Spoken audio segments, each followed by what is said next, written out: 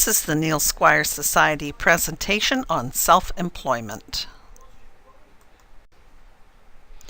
Topics we will explore include self-employment stats in BC, reasons for choosing self-employment, your suitability, what are the legal implications, are there government-funded programs, and where can you get business planning resources?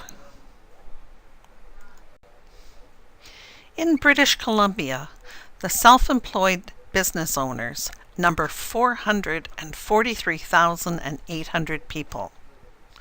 Of that number, 141,800 have employees.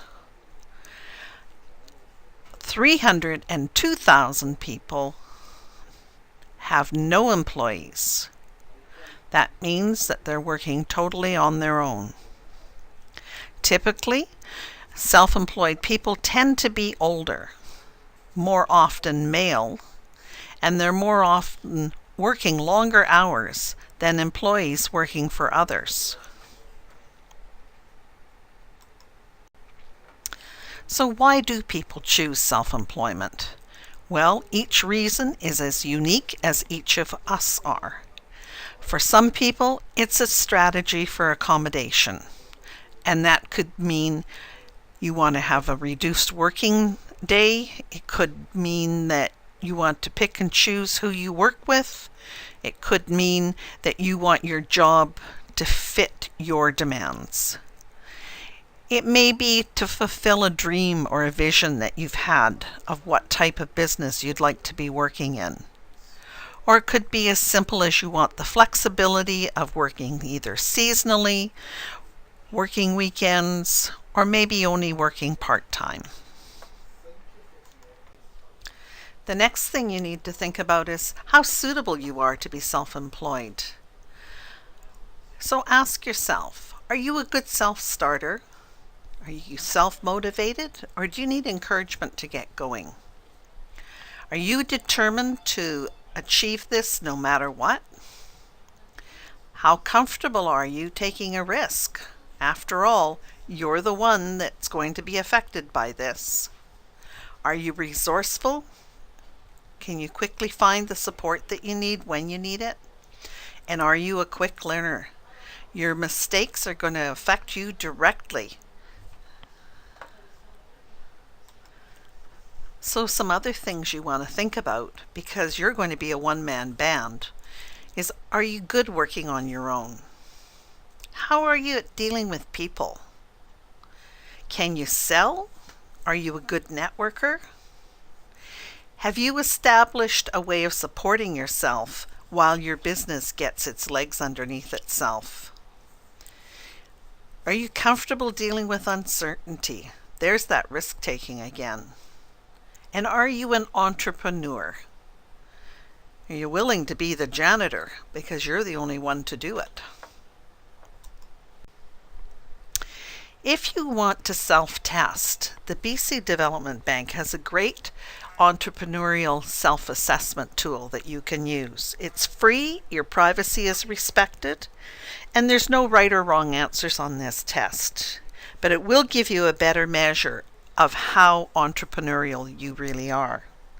Follow the directions, and like career cruising, try to use the full scale of numbers. They number 1 through 4, as you can see in the picture here on the slide.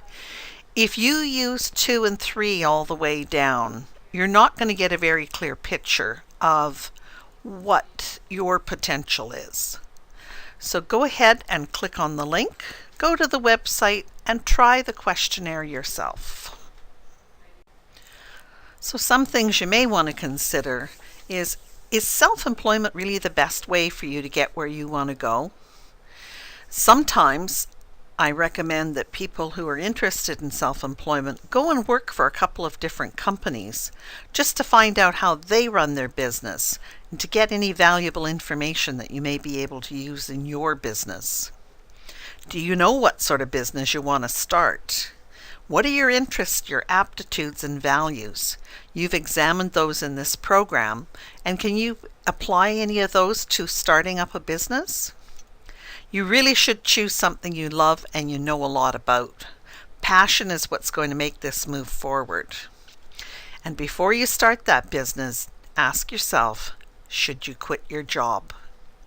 If you've got no other financial means of supporting yourself while getting your business off the ground, you may have to work part-time or full-time to support yourself and your family. Another question you might want to ask yourself is, how is your disability going to be affected by you being a business owner?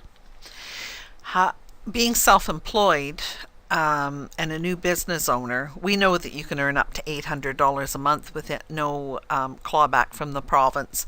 But what happens when your business starts to increase and your income starts to go up? Are you prepared to live on a somewhat uncertain income while that is happening and your business is stabilizing? Other things you might want to consider researching are startup loans and grants.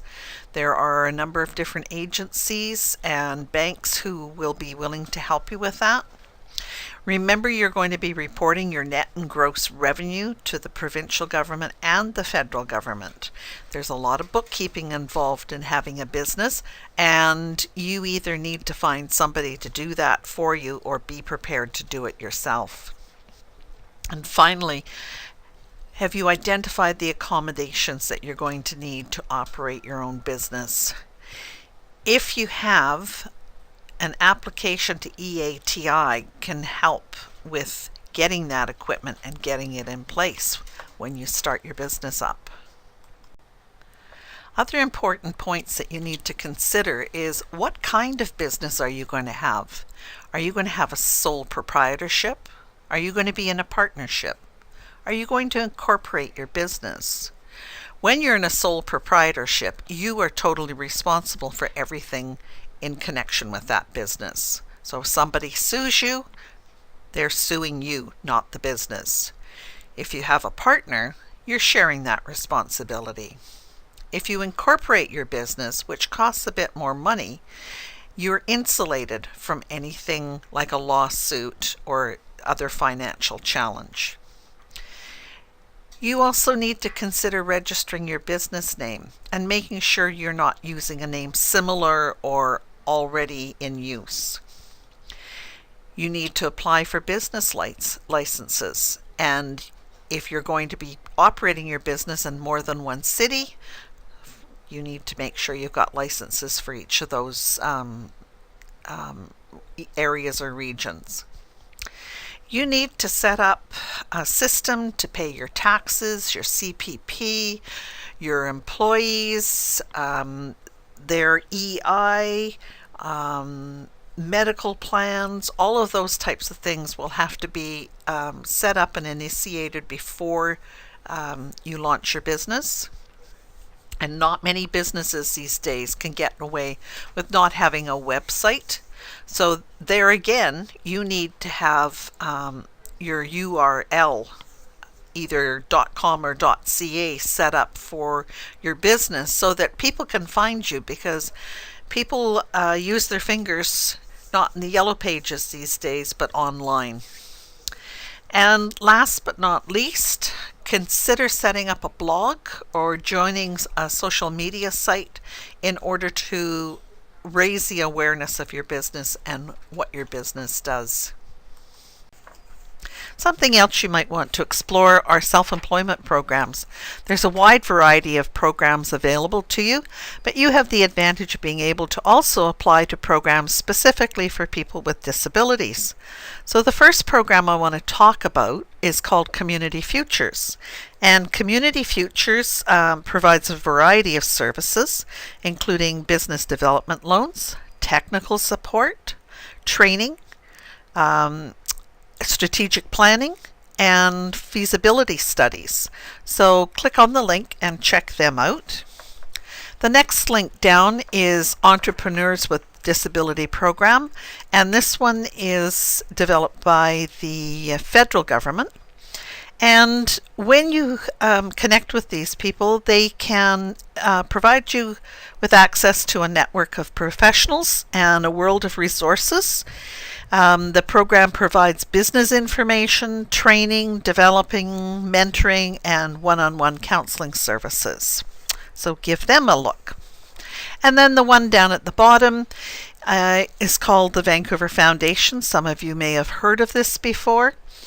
And the purpose of this program is to provide grants to increase employment opportunities for people with disabilities.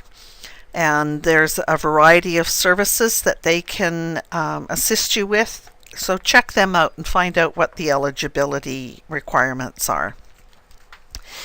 You will find as you go back into Moodle that there's a great document there, a handout that you can use to connect to lots of other services and supports.